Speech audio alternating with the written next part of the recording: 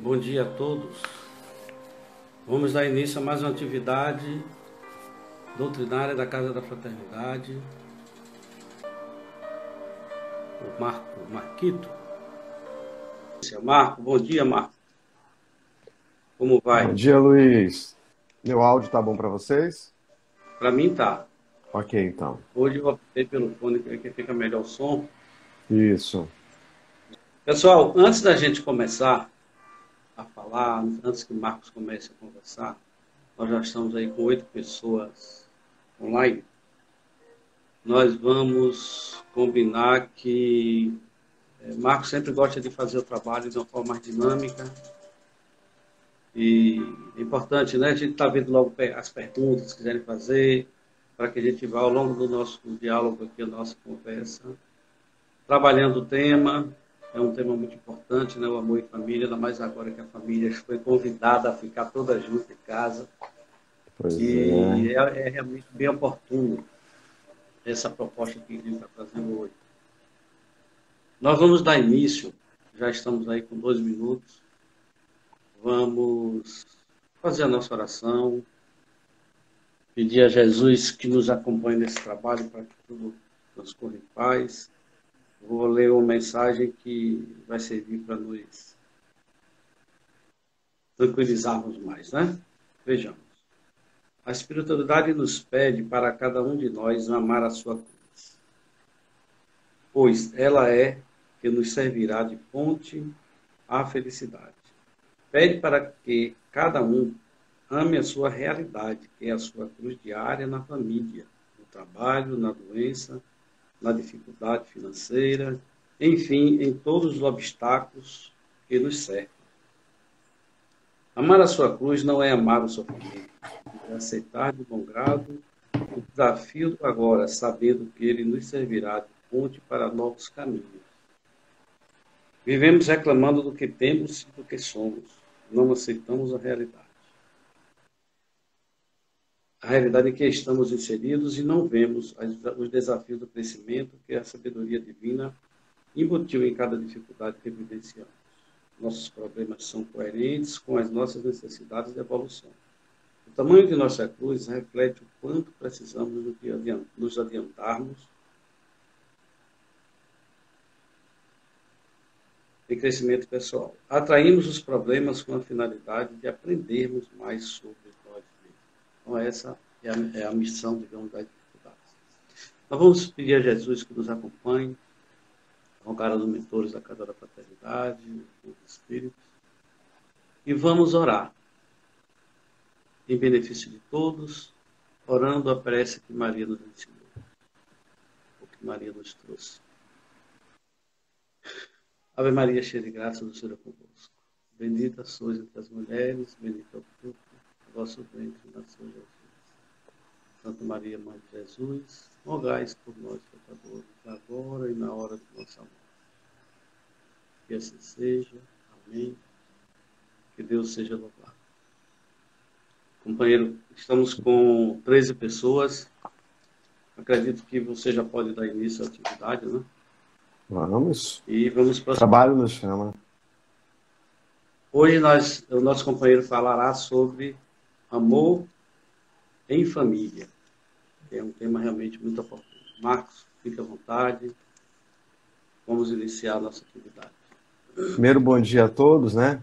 Temos vários amigos já, inclusive Jiquié está nos assistindo também, né? Ou seja, alguém está dizendo, Lisiane, que a minha imagem não está boa, mas como não está boa, está travando, ou está escura.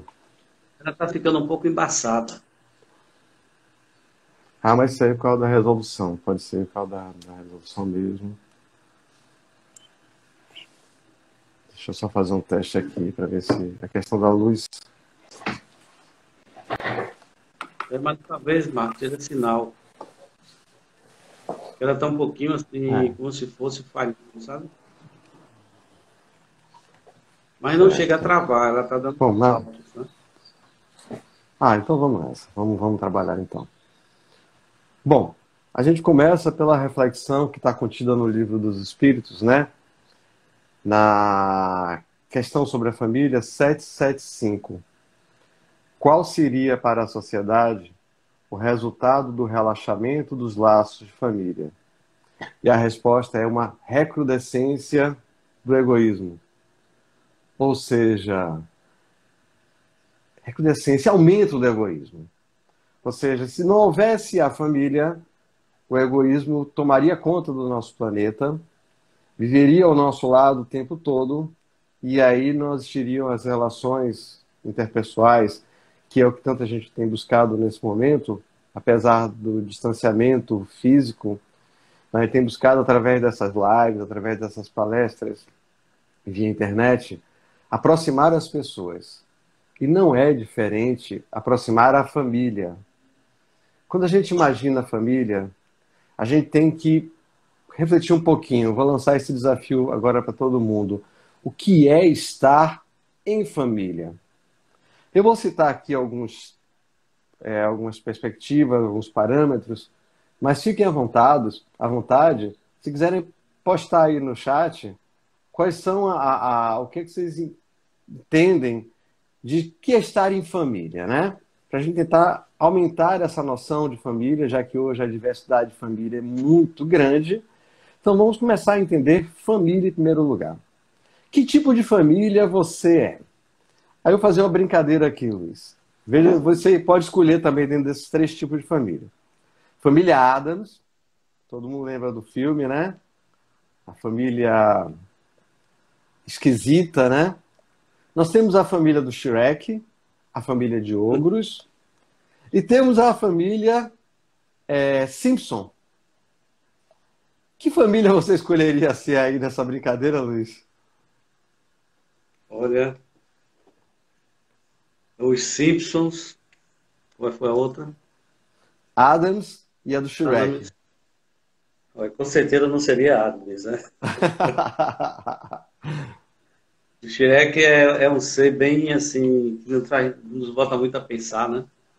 E tem a outra família que é uma família de tempos futuros.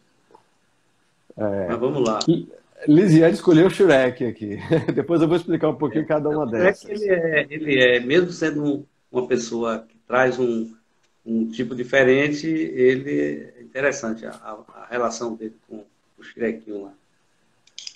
Bom, vamos lá cada família, já que a maior parte das pessoas está com a família do Shrek. Vamos então deixar a Shrek por último, né? Família Addams. Apesar da diferença, veja a diversidade que tem dentro da própria família.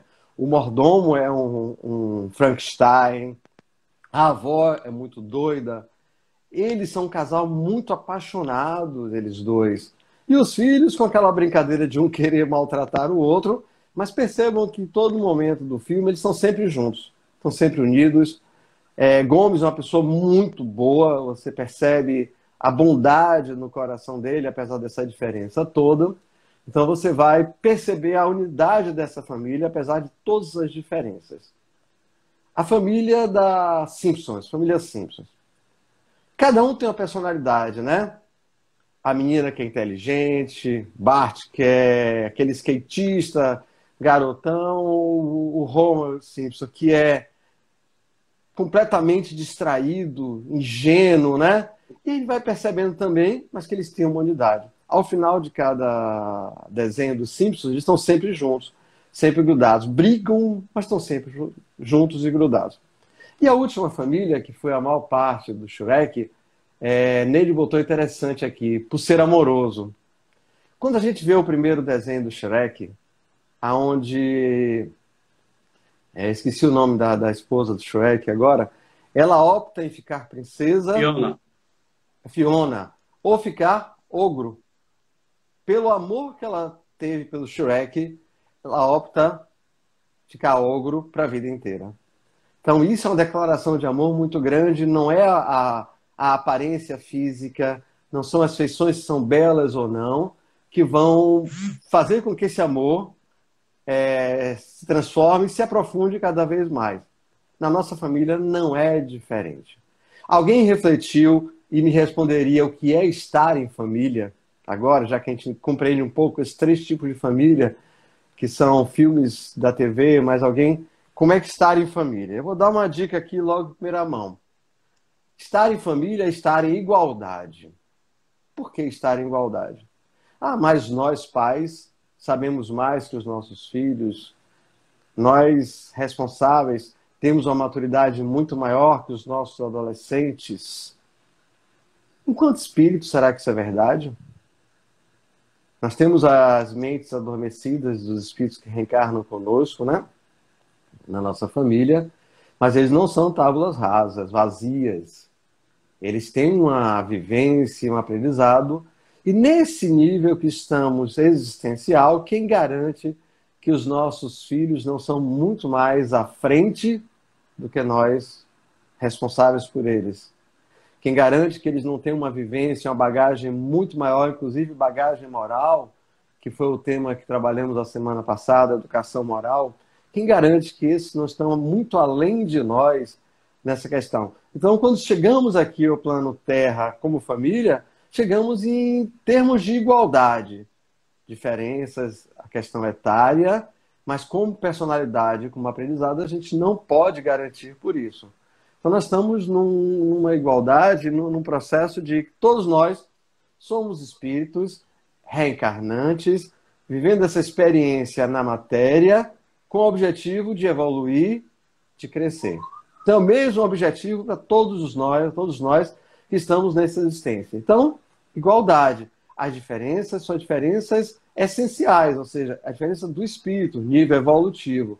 Não está contida essa diferença na existência, mas na essência. Então, quanto à existência, somos todos iguais, responsáveis, crianças, adolescentes, idosos.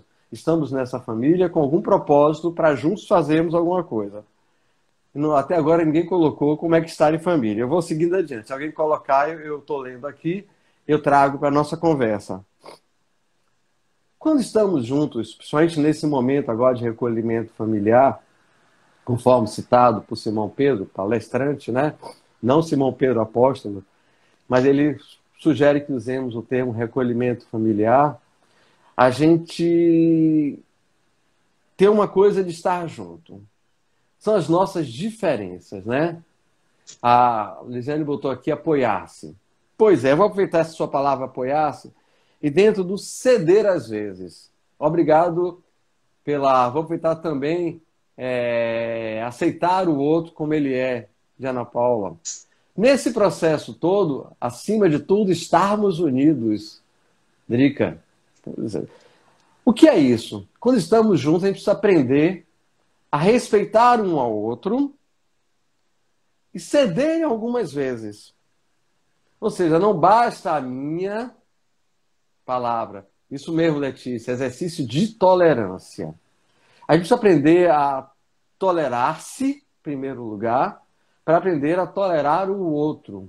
Então, estando juntos, a gente cresce juntos, a gente se desenvolve juntos, a gente busca um aprendizado juntos nesse ceder algumas vezes. O ceder não é passar a mão pela cabeça. Não, isso mesmo, Savana, lá de que a gente aceita as diferenças, mas não passa a mão pela cabeça nos momentos em que estamos. Nós precisamos ficar atentos a isso. A gente cede para dar a oportunidade do outro mostrar-se, e a depender do que o outro mostrou, a gente vai junto no processo de aprendizado. Então, para a gente aprender a ceder, aceitar as diferenças, tudo isso, é necessário que a gente tenha uma coisa que é importante, inclusive que está no Evangelho o tempo todo: humildade. Até que ponto nós temos esse nível de humildade de perceber que a gente tem que recuar um pouquinho, dar uma pausezinha, olhar o outro, ver a postura do outro, entender o outro e ver por que é que ele se posiciona daquela forma, porque estar junto não é fácil. Conviver 24 horas, como está sendo neste momento de pandemia, não é fácil. Nós temos as nossas diferenças, inclusive diferenças da essência do espírito, personalidades diversas, que muitas vezes estão até meio apagadinhas, que quando a gente dá um refresco, quando sai para trabalhar, quando fica distante um pouquinho, mas estando junto, não tem como a gente guardar. A gente, às vezes, aflora aquela personalidade, muitas vezes, do processo do instinto, e aí existem os conflitos familiares. E aqui, quando você bota, cada um está na família que precisa. Vamos refletir um pouquinho sobre isso, um pouquinho mais na frente. Eu vou dar tempo para que todo mundo possa pensar nisso e avaliar. Eu estou na família que preciso? Reflita um pouquinho sobre isso. Aí Sueli coloca, independente da quarentena, nós sempre estivemos juntos. Pois é, Su, e Hermógenes são um exemplo realmente Sempre maravilhoso. junto. O carinho que eu tenho por vocês dois acho que de outras existências e ficará guardado realmente. Mas o que é família? Primeiro, a gente entende família como aquela que gera afeto. Se nós formos analisar na reencarnação de Sigismundo, ele é colocado naquela família da qual ele tinha os desafetos todos para tentar criar este afeto e superar os desafios das existências anteriores, progredindo. Então, ele já reencarna na família, naquele casal que ele tanto fez mal, não é isso? Então, ele já encarna numa vivência de ser acolhido por aquela mãe, principalmente, pelo pai nem tanto, porque ele ainda guarda as mágoas das existências anteriores, mas acolhido por essa mãe. Então, a família ela é objetiva, o afeto, o acolhimento. E, acima de tudo, esse acolhimento, prestar uma segurança. Quando você é acolhido, você se sente seguro. Você se sente firme naquela família, você se sente aceito, fazendo parte daquela família. Quando você não tem isso no seu vínculo familiar, dessa aceitação, desse acolhimento, desse sentido de pertencimento à família, você fica inseguro. E aí, nessa insegurança, muitas vezes chegam os desvios de conduta, os desvios de caráter da nossa criança e do nosso jovem. A família também proporciona para a gente satisfação. Por que satisfação? Eu garanto que cada um de vocês, quando passou por alguma dificuldade fora de casa, a primeira coisa que sonhou é voltar para casa. Voltar para os braços do lar, porque ali você tem as suas energias benfazejas, e se recuperar daquele desafio, daquela dificuldade, tendo a casa, o lar, como fortaleza. Quantos de nós que sente qualquer coisa, diz logo, eu queria estar em casa. E muitas vezes vai para casa mesmo, e ali, pela família, ele é acolhido e melhora nas suas dificuldades, nos seus traumas, nas suas dores, que muitas vezes são muito grandes. Então, o sentimento de família tem a ver com unidade. Unidade não significa igualdade, não somos todos iguais. Unidade significa essa questão da união, tendo como base um propósito comum, que é crescermos juntos à vista da evolução, à vista de chegarmos a espíritos puros, e cada qual com as suas dificuldades, com os seus processos. Quer comentar alguma coisa? Bem, A Adriga botou aqui Porto Seguro. Você falou agora de cada um ver sua posição, não é isso, na família? Isso. Conhecer a família onde você está. Normalmente, as famílias elas não são ambientes onde todos vivem o tempo todo feliz, pulando, né, fazendo Verdade. festa. Existem momentos de dificuldade, né? Existem situações em que há como é que eu diria, os pequenos desajustes naturais e sempre cabe a nós que estamos naquela família observar qual é o meu lugar nessa família, né? O que é que eu estou fazendo aqui? Por que eu estou aqui? Pois é, o que é que eu estou fazendo aqui, principalmente? Tem aquela situação de que você tem, às vezes, alguém na família que você se afina mais. Isso existe, né? Tem outro que você se afina menos. E como a doutrina espírita nos traz informações de vanguarda, eu sempre repito isso, como diz nossa irmã Sueli Caldas, a gente sabe que tem situações em que nós precisamos estar preparados para reagir, mas não reagir de qualquer jeito. Entender o que está acontecendo e realmente se questionar sempre, né? Qual é o meu papel nesse grupo familiar? E aí observar cada um, que é o trabalho de autoconhecimento que a gente faz, a gente acaba fazendo isso Perfeito. na família, né? Como é que eu estou aqui? De que forma eu estou interferindo? Nós vamos prosseguir. Bom, primeiro, quando você fala essa coisa, o conceito, na realidade, nós não temos que reagir. Primeiro vai essa questão, nós temos que reagir. Nós temos Agir, que né? agir. Ou seja, se a gente percebe uma diferença, a gente vai à busca dessa diferença. E é por isso que Joana de Ângeles nos traz, dizendo que a nossa família é um grupo de espíritos normalmente necessitados, desajustados, em compromisso inadiável para a reparação, graças à contingência reencarnatória. E aí, Letícia, eu guardei aqui, porque Letícia trouxe que o conceito de família vai além dos laços consanguíneos. Ou seja, nós precisamos ampliar essa noção de família, buscando cada vez mais a família universal.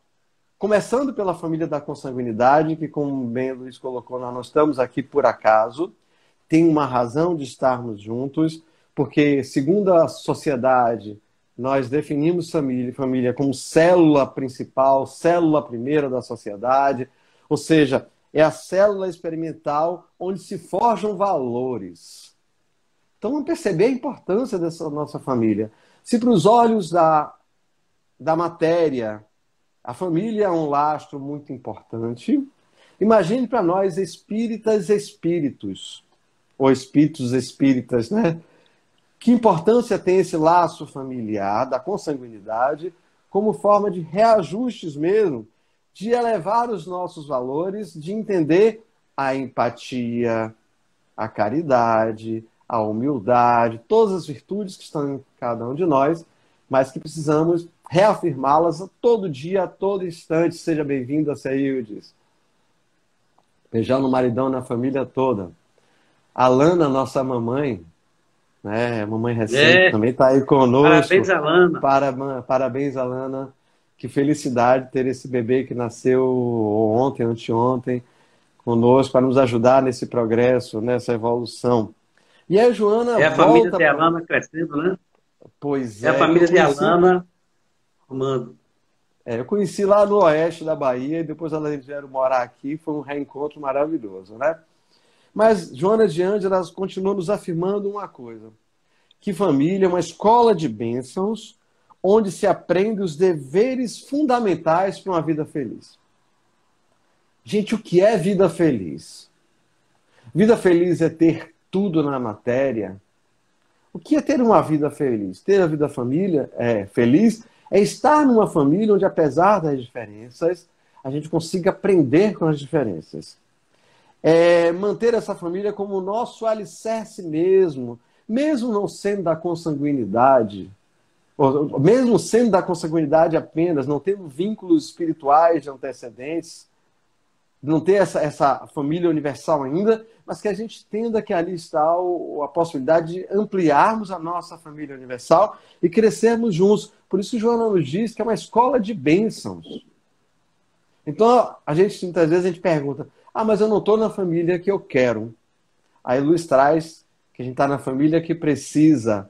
E eu ainda vou além para provocar, mas que merece. Em todos os... Não é isso? Que merece mesmo. Nós merecemos estar e precisamos lutar por estar nessa família. Lutar o bom combate, como diz Paulo de Tarso, né? Então, lutar aquela forma de conquista mesmo o seu espaço nessa família, para que você possa se aprimorar nesse seio familiar, conquistando o seu espaço que pertence a você. Ninguém vai lhe tirar o seu espaço da família. Para isso, nós não precisamos derrubar ninguém, subir nas costas de ninguém. Todos nós temos o nosso espaço em família. Por quê? Acima de tudo, família é aprendizado. Segundo Adenauer, ele tem um livro, que o título do livro é bem interessante, que ele fala que a reencarnação como processo educativo. E o que é a família, se não o maior processo educativo que temos na existência? Tendo a nossa mãe, o nosso pai, os nossos irmãos, aqueles que nos chegam através da parentela toda, que são os nossos tios, avós. E a partir dessa família nuclear, nós vamos ampliando ela para aquela família que nos chega das formas mais diversas, é aquela pessoa que vem trabalhar na nossa casa, é aquela pessoa que muitas vezes nós temos essa cultura de, muitas vezes o pessoal vem do interior para estudar em Salvador e às vezes fica em nossa casa um tempo, né, até se acostumar a construir suas bases sólidas e a partir daí seguir a sua própria vida de forma autônoma. Então tudo isso é estar em família, tudo isso é propiciar num vínculo familiar o que a gente tem como laço de amor. Porque essa coisa da família, da vida feliz, nós temos um convite da vida. Tem até um livro, Joana, chamado Convite da Vida, agora que eu me lembrei que tem esse livro, né? E estar nessa família é convite a essa nova vida. Essa nova vida existencial, onde nós esquecemos pela perda da memória no processo reencarnatório, mas nós temos uma vida a construir com essa família. E para a gente construir, você falou de auto... Fale, pode falar isso. Você colocou até nesse material, né? Isso. Estar em família é estar em igualdade, ceder às vezes, né? Crescer junto, se sacrificar e ter humildade. Então, é um laboratório mesmo. É um ambiente para se ajudar, ceder, dar as mãos e receber ajuda quando as coisas ficam complicadas. A gente pode ter uma série de amigos, pessoas muito queridas, mas a família é o lugar onde você sempre vai ter um abraço, certo? Não vai ter... Porque você não deixa de ser irmão. Às vezes as pessoas são amigos, deixam de ser amigos. Você não deixa de ser pai, não deixa de ser mãe, não deixa de ser filho. Então, realmente, é um ambiente de fortalecimento de laços, né? Com certeza. E quando você traz isso, me lembra uma coisa que nesse aprendizado de família, bem-vinda, Gabi. Gabi foi evangelizanda na minha época de evangelizador de juventude. Seja bem-vinda, Gabi, que tem uma filhota linda. Não é isso? Então a gente vai... Esse aprendizado de família, que é um grande desafio. Eu não vou tirar essa questão, não. Não é, diga assim, a família está tudo lindo, tudo maravilhoso. Não é desafiador? Sim. Mas os desafios é que fazem com que a gente cresça, com que a gente se desenvolva e que a gente se fortaleça no processo. É o que a gente tem falado muito hoje da resiliência, né? É você crescer com a dificuldade, é você superar o desafio e sair mais fortalecido. Rafa, me desculpe, Rafa. Rafa Comarela. Seja bem-vinda, Rafa. Rafa também foi evangelizando. Eita, que eu estou voltando no tempo aqui agora. Rapaz, estou voltando no tempo, a geração que eu evangelizei. A geração que eu evangelizei hoje está com família montada, né? Com filhos. E eu espero que o aprendizado daquela época da doutrina espírita tenha sido fortalecida nesse vínculo familiar que se estabeleceu a partir de agora, desse povo todo, né? Mas quando a gente fala dessa família de grande desafio, a gente vê algumas pessoas que consideram a convivência familiar como um fardo, um peso. É aquele que não quer ficar em casa, que foge de casa a todo momento. No livro Nos Bastidores da Obsessão, de Manuel Filomeno de Miranda, que conta a história da família Soares, que foi o primeiro livro que eu li quando eu adentrei na juventude, não foi o Nosso Lar, para mim foi esse, porque ele retrata a vida de uma família aqui em Salvador, no subúrbio ferroviário, então me chamou muita atenção essa localização que eu conhecia, né? E aí me fez estudar quando ele tem uma das filhas que ela passa a maior parte do tempo fora de casa, exatamente Léo Paraná, tá de volta, rapaz, esse é fiel. Quando ela quer ficar fora de casa para exatamente não ter que lidar com a sua família. Só que no decorrer do livro, eu não vou dar o spoiler, né, para cada um ler, ela entende que precisa estar em família. Agora, como, por quê? Só lendo o livro Nos Bastidores da Obsessão, Manuel Filomeno de Miranda, pela psicografia de Divaldo Franco. Então já vai uma dica de leitura aí para a gente entender também esse vínculo familiar e do amor em família. Outros são aqueles que abandonam completamente. Na época que eu estava na juventude, eu lembro que a gente fazia doação de sopa ali no Lago dos Mares e tinha um senhor gaúcho. A gente se perguntava por que ele estava tão longe da família dele, né? Ele disse que a família dele tinha condições boas, mas para viver naquela família com condições boas, da forma que ele vivia, ele preferiu abandonar a família e tornar-se morador de rua. Mas aí, só vivendo que as coisas não são bem. Ô Lu, vou lhe passar agora, nos bastidores da obsessão, Manuel Filomeno de Miranda. Quando a gente pergunta assim, o que é que faz uma pessoa sair do Rio Grande do Sul, não lembro a cidade, ele contou a história toda, as dificuldades que tinha com sua família, ele preferiu abrir mão da família. E é só a gente acreditando na reencarnação para a gente perceber o que acontece nos nossos vínculos familiares.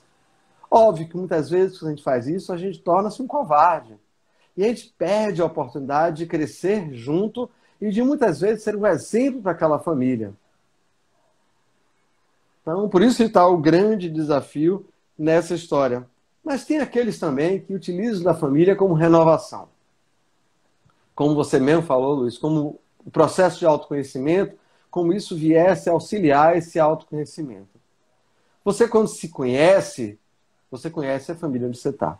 Porque você conhece as suas sombras, as suas luzes, e você começa a enxergar no outro que você não é perfeito, que o outro também não é. Aí a tua empatia, a tua cuidar do outro, é você se aproxegar cada vez mais àquele que a gente tem a maior dificuldade para tentar entender por que é que eu tenho maior dificuldade com esse, por que é que eu estou tão distante dele, por que é que há esse laço, será que eu me sinto culpado? E aí na história da família Soares a gente vai ver que aquele que se sentia culpado em outra existência era o culpado. Como não existe culpa, existem momentos que são superados todos, a gente precisa entender que nem sempre eu sou algoz ou eu sou vítima. Eu estou nos dois papéis, a depender do momento em que estamos vivendo esse nosso contexto familiar. E o bom é que a doutrina espírita ela nos traz isso de forma clara, né? Aproveitar e dar um alô para Léo Paraná, que já entrou aí, nosso companheiro de trabalho. Então, a doutrina espírita ela nos possibilita ter esse conhecimento para poder sempre não nos deixar levar pelo ódio, pela dor, pela aquela coisa da ansiedade que surge, e pararmos de pensar por que é assim, né? Por que está assim? O que é que eu posso fazer para melhorar? Como eu posso ajudar, não é isso? É aquilo que eu disse antes. Qual é o meu papel nesse grupo, né? Por isso que, Joana, aí você falando isso, me veio um outro que eu vou buscar aqui, os slides que diz assim: a prática do amor em família requer renúncia, dedicação, paciência, tolerância, respeito. Quando a gente começa a pegar essas palavrinhas e refletir um pouquinho, falo já sobre essa família. Vamos começar então pela renúncia. Renúncia como síntese do amor.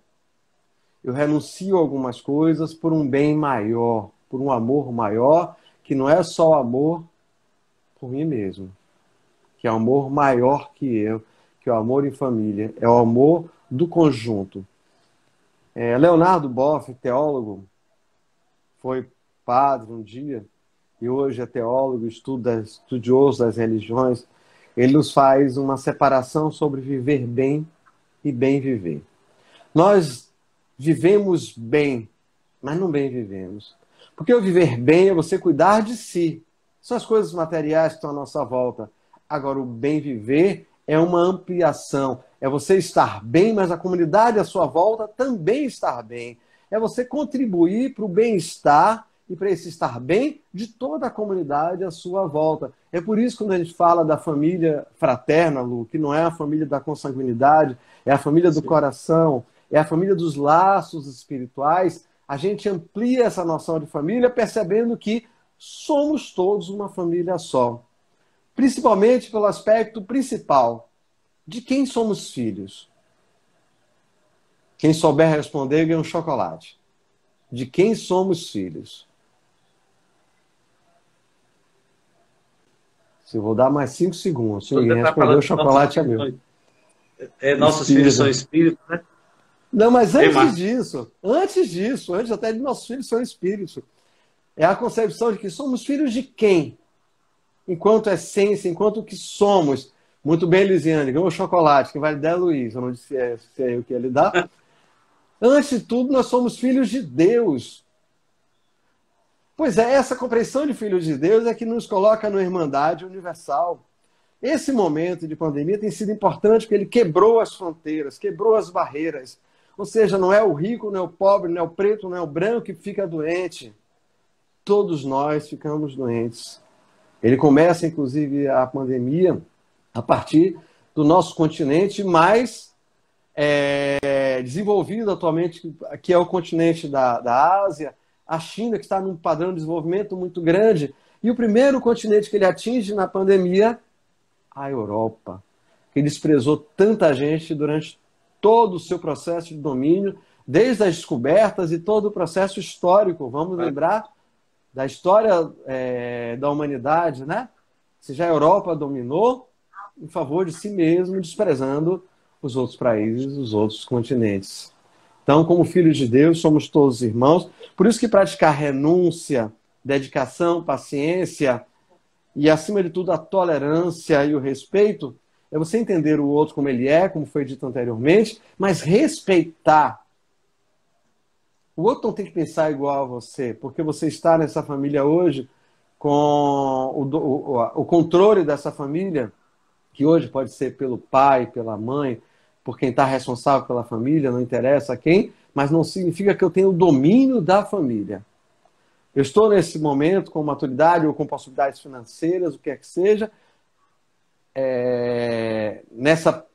nesse campo de ação em primeiro plano, mas a família não me pertence. E aí você trouxe um livro que eu não tinha lembrado, que é Nossos Filhos São Espíritos, onde Hermínio de Miranda ele nos avisa que os filhos que estão conosco da existência não nos pertencem. São espíritos. E como espíritos pertencem apenas a Deus. Estão passando um tempo conosco para que possamos aprender juntos e nos aprimorar juntos nesse conhecimento, nesse futuro. E realmente somos todos irmãos, filhos de Deus. No dia que chegarmos a essa compreensão, nós vamos compreender que no lar, a gente faz a separação de lar e para casa. Casa é a construção física, são os tijolos, o cimento. O lar é a construção, é a edificação espiritual. São as energias que nós mantemos nessa nossa família, nesse nosso ambiente, que tem que ser um ambiente de acolhimento, de muito amor, de muito carinho, de muito afeto. Porque é ali que nós vamos encontrar as esperanças, os sonhos, os sorrisos.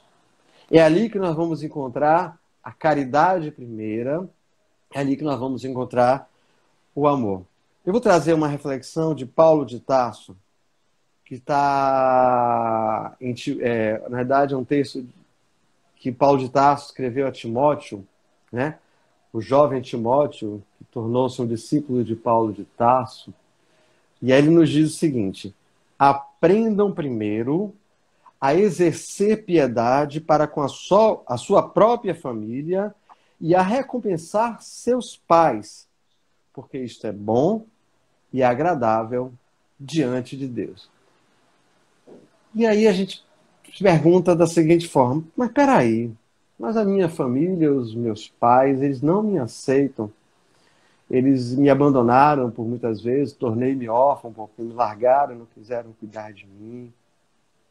Mas eles continuam sendo seus pais. Acima de tudo, eles deram uma oportunidade da existência, que é um direito natural do ser humano, conforme o Livro dos Espíritos, que é o direito à vida. Se eles perderam a oportunidade de lhe auxiliar nesse desenvolvimento, a perda é deles.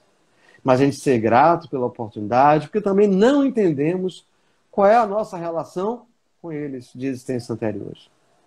Então, nesse momento que a gente se sente, eu fui abandonado, triste, óbvio que é um sentimento natural. Mas enquanto espíritas, enquanto estudantes da doutrina espírita, vamos tentar enxergar mais além desse processo.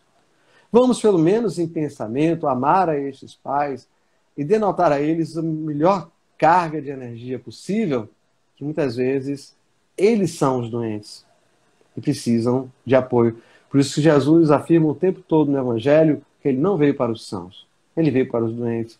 E muitas vezes nós também viemos nessa família, fomos abandonados por ela, porque talvez nós sejamos o conforto para essa família de alguma forma, mesmo que à distância. Então a gente precisa largar essa mágoa, trabalhar de forma diferente, amar o outro à distância e transmitir nas nossas orações os melhores sentimentos de amor, considerando-os como aqueles que nos deram a oportunidade da vida da existência, da oportunidade de crescimento e a oportunidade de estarmos onde estamos hoje, seja qual for o nosso nível evolutivo.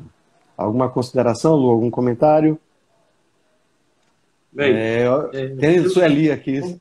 Sueli fez um comentário aqui, depois eu leio. Colocou que a família é um grupo, né, como se fosse um jogo, um Lego, cada um de tamanho diferente, de jeito diferente, para que no fim formar o grupo, né, e o fechamento do que chamamos de família.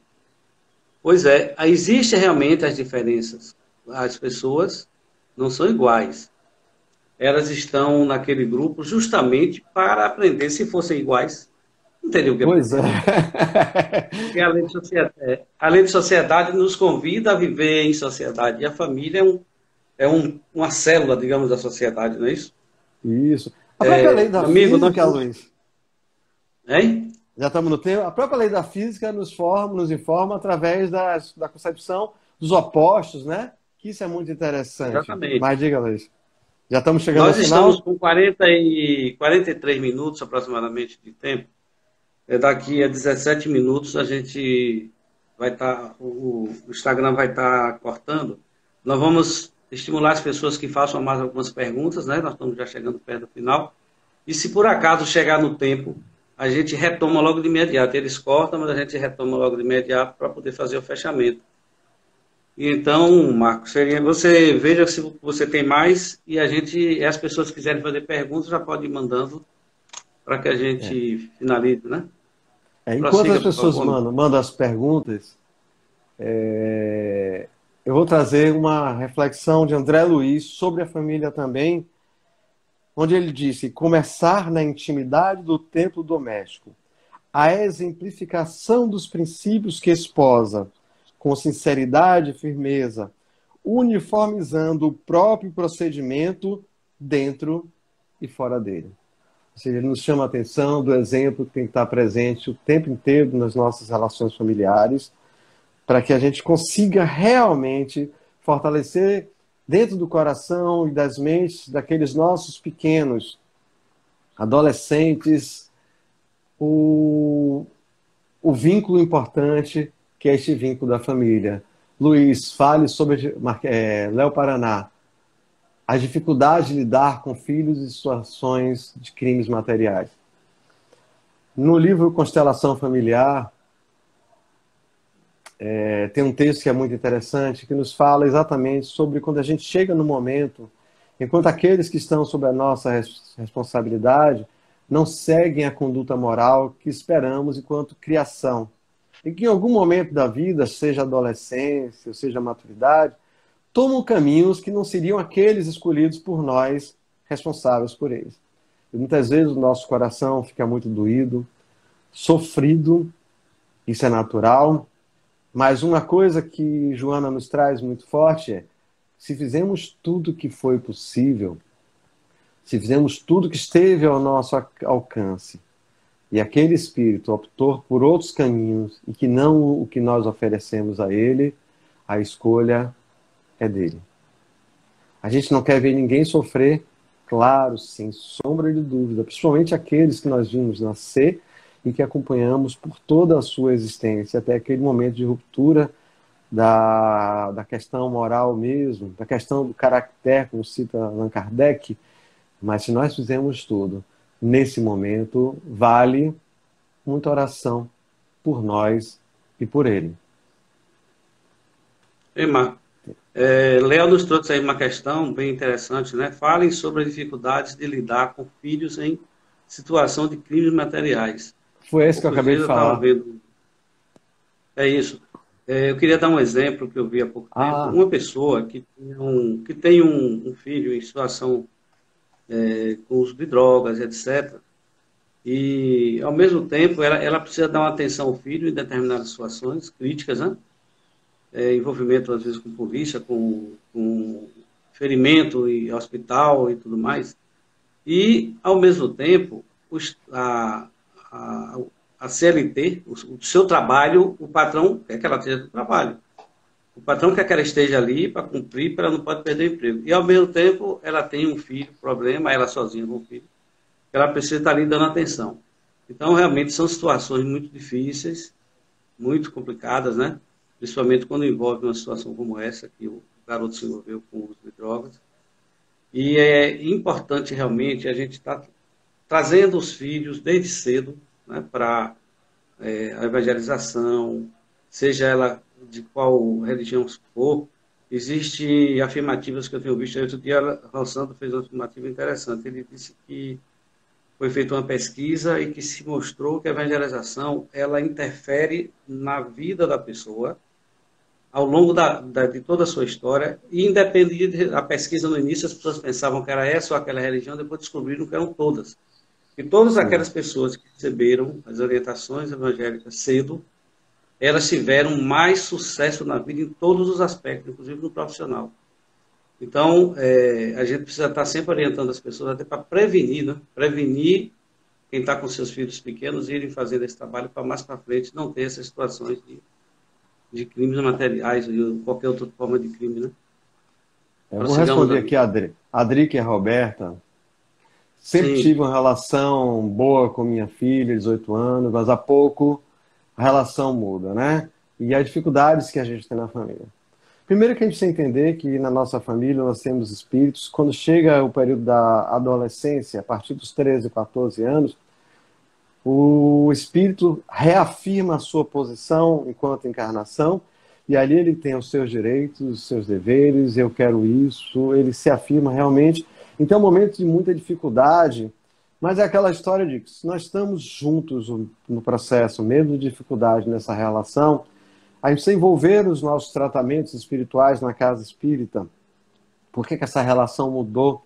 A gente precisa buscar esse apoio também na casa espírita para entender essa relação com a nossa família e, ao mesmo tempo, fazer um processo terapêutico mesmo, seja com terapeuta, o que quer que seja, de tentar entender que o outro reflete o que nós somos, ou o que nós estamos, pelo menos.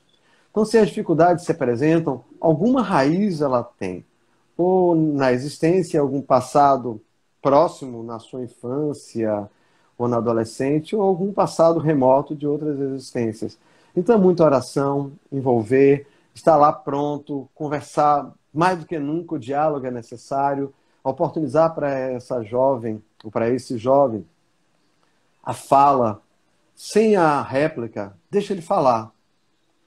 Com o que for falado, vá pensar, vá refletir um pouquinho, dê um tempinho, dê 24 horas, para depois você voltar à conversa. Eu quero lhe ouvir, pode falar tudo, por que você está assim? Diga tudo. Eu não vou falar nada. Mas não com aquela postura de, né? Não, ouça com calma, com tranquilidade e reflita sobre o que foi dito nesse processo todo. Então é um grande exercício, não é a única dica, mas a escuta sensível, como a gente fala no processo da formação de evangelizadores, é necessário. A gente precisa escutar primeiro para depois poder falar nesse processo. Pois é, Léo traz aí uma afirmativa a respeito da espiritualização da família, né? É preciso que as relações na família sejam espiritualizadas. Quando a gente começa a trabalhar o evangelho, que você, inclusive, trouxe no material do Evangelho do Lar. É isso que eu ia ler aqui agora. Um outro material do Evangelho. Que quando o Léo falou, eu me lembrei dele. Então, fale sobre o Evangelho, que vai, inclusive, responder um pouco do que Léo nos trouxe. No capítulo 4, no item 19, o Evangelho diz: a união e a afeição que existem entre parentes são indícios da simpatia anterior que os aproximou. Também disse, falando de uma pessoa cujo caráter, gostos e inclinações não têm nenhuma semelhança com os de seus parentes, que ela não é da família. Dizendo isso, se enuncia maior verdade do que se crê. E aí, na sequência do estudo que eu mandei para você, Emmanuel vem nos responder no livro Consolador.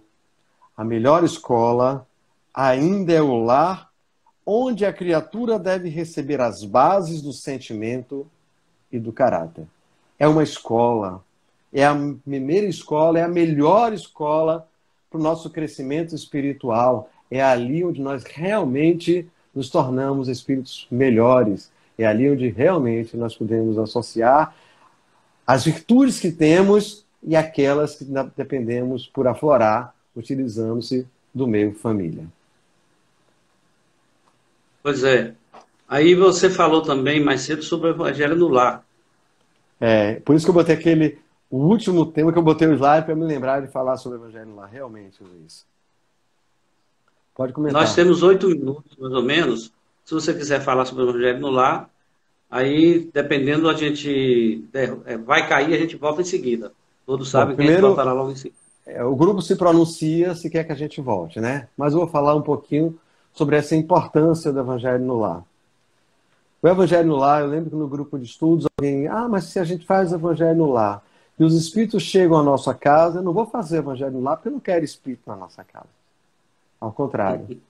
O momento do Evangelho no Lar é o momento onde a gente educa a nós, espíritos encarnados, almas, conforme Allan Kardec nos cita, diferenciando dos espíritos que ele denomina que estão na pátria espiritual. Nós unimos essas duas pleiades de espíritos, os encarnados e os desencarnados, uma forma de aprendizado, através da luz do Evangelho, através da caminhada do Cristo.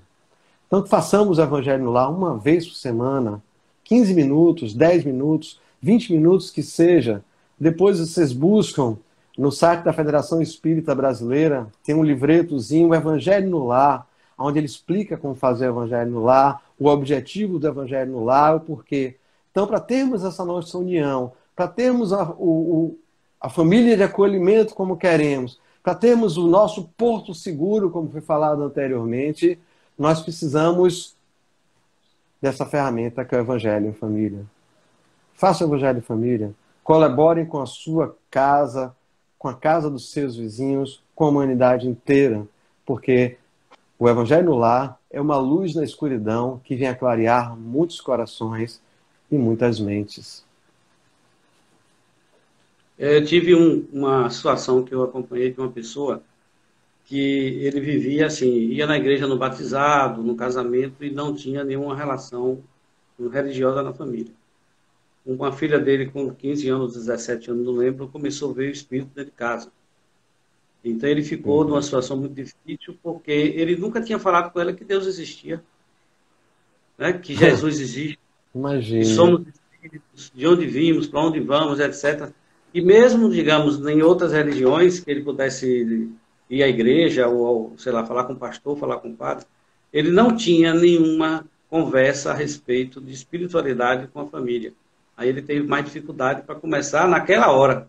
Imagina. E aí, talvez, a espiritualidade que nos chama naquele momento, diz, olha, está na hora, já passou da hora. Pois é, Léo. O nosso amigo Léo disse que quer esse folheto, eu acho que eu tenho ele. Aí nós vamos depois passar para o pessoal no Zap, aqueles que tiverem interesse também, de forma... Se não tiver, no site da FEB. Na FEB tem esse link, download. Esse evangelho, ele traz no final. Exatamente. Essa versão do evangelho da Petit, no final ele tem uma orientação de como fazer o evangelho no lar. Fora isso, eu vou enviar, as pessoas que tiverem interesse podem mandar, ou para você, ou para a gente na página aí, e nós vamos estar passando. Mas, prossiga, nós vamos estar daqui a 5 minutos. O sinal vai cair, mas a gente retorna para finalizar, fazer a prece, e se tiver mais alguma pergunta, viu? Pode prosseguir, irmão. Deixa eu ver se tem alguma pergunta para a gente anotar, e se cair, a gente voltar.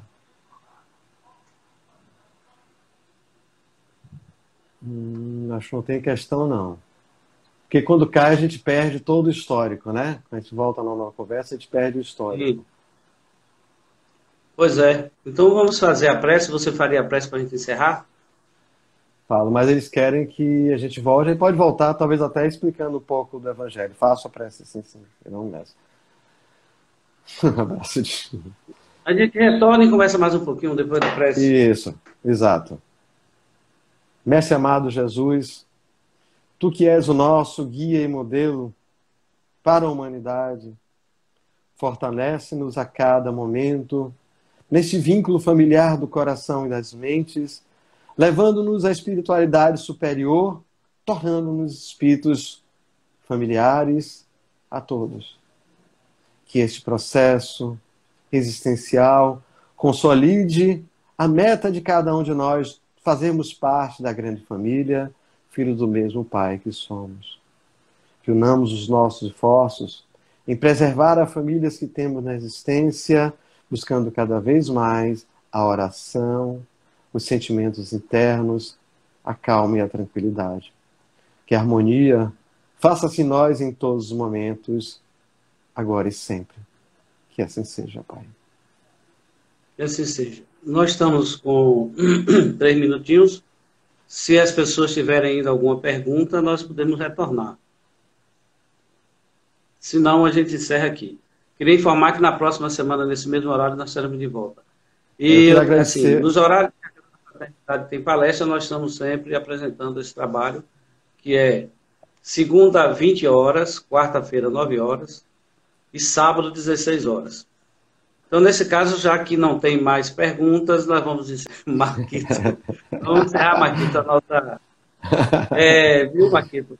Nós vamos, então, encerrar agradecendo a Deus, agradecendo a você, agradecer a todas as pessoas que acompanharam o trabalho de hoje, e vou depois fazer outro contato com o nosso companheiro Marquito para darmos continuidade a esse trabalho em outro momento.